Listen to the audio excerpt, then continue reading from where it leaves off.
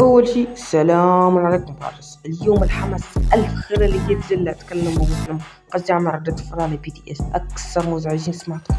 الحين ما سمعت لهم ولا أغنية، بس من اليوم عرفت إنه أغانيهم زفت. طبعا رئيس بي تي اس نامجو والله ما أدري إيش نزل ستوري طقطق علينا كمسلمين، تحققت أحلامي زلة على الفريق الزفت. المهم خلوني أشارككم قصة الستوري اللي نزله وبعد لما نفهمكم ندخلوا في الجد. نامجو هو رئيس فريق بي تي اس. نامجو قبل يومين نزل ستوري في الانستا ونزل فيه أغنية توسيع للإسلام، فلما شاف المسلمين ستوري نامجو اللي يصير لنا كمسلمين طلعوا وحكوا عنه وبطلوا يتابعوا نامجو. ولكن من جهة تانية في مسلمين دافعوا عن نامجون مع انه هو سائل الاسلام، يعني في مسلمين فضلوا نامجون الزفت ده عن الله والاسلام، والله خسارة. المهم تعالوا نقرأ معنا الاغنية اللي حاطها في الستوري واللي تجي للمسلمين. هو قال: الله اكبر، قلت لا تشتمني، انت تحتاج للصلاة، اعتقد ان هذا لا يمكن ان يؤذيني، لو قامت بجعلي اجلس على ركبي فانها ديانة سيئة. ذا هو معناها. طبعا نامجو ولا اللي عمل الاغنية نشر تبرير على انه الاغنية ما تشيل الاسلام. تعالوا نقرأ. انتقدني عدد من أصدقائي بشدة بسبب عزف هذه الأغنية واتهموها بأنها معادية للإسلام، ومع ذلك لا أعتقد أنه يهدف الإسقاط بأي دين. بدلا من ذلك يشير المعنى الخفي للأغنية إلى أن الشخص أو الشيء الذي يعبده كثيرا يشبه الدين السيء والذي يمكن تفسيره في سياق أوسع يتجاوز أي دين محدد. والله تبرير الزفت.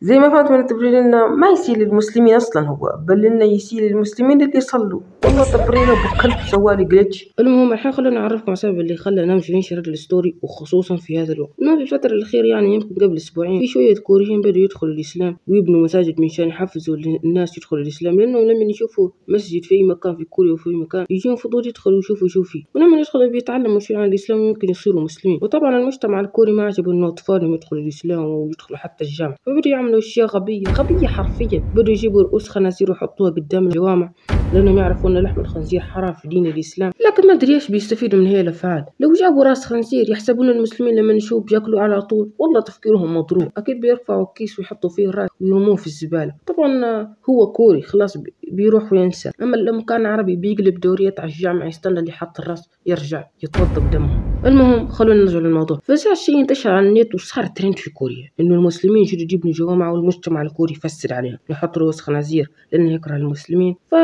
فاكيد الموضوع وصل لنامجو لانه ذا الشيء صار ترند وللحين ترند. فنامجو لما شاف القصه كان امامه خيارين: يا يدعم المسلمين ينزل ستوري يقول فيه للمجتمع الكوري هذا الشيء غلط ترى وقفوا ومو كويس، وطبعا هو يمكن نص كوريا تتابعه فراح يقل عدد المفسدين، او الخيار الثاني انه يدعم المفسدين وهو اصلا من المفسدين، وهذا اللي سواه. نزل ستوري يصير المسلمين فيه ودعم المفسدين الكلاب بستوري اللي نزل الكلب نامجو. اسالكم بالله ايش تحبوا في ذا القلب؟ وجه يخوف، ظل يخوف، كان ذاك المناقب في فيلم بي اف جي مره زعب. بس شو واحدين قاعدين يطبلوا له تطبيل. والله هنيكم ذوقكم سيء. طبلوا للواحد مشكوك فمره ما منا ذره فايده كنا قلم ما يكتب. تخيلوا لا قدر الله بدات الحرب العالميه الثالثه، الكل صار معاهم اسلحه، كرات، رشاشات، قوادم. وبليش بيمسك سروال يفك برن، لما يمسكوه يحسبوا بنت يخلوه ما من امه فايده. اعطيته مسدس بيقتل نفسه ما يعرف كيف يستخدمه. دلوع الصح يحب بشرته واكثر من امه. عمره كامل ما مر عليه الشهب، لا مع كنه روز رايس من المعرض، ريحته كان ريحه كلب ما من جده ذره فايده. حطوه مزهريه في سلطه الضيوف احسن. كلب تتمسخر على ديننا وربي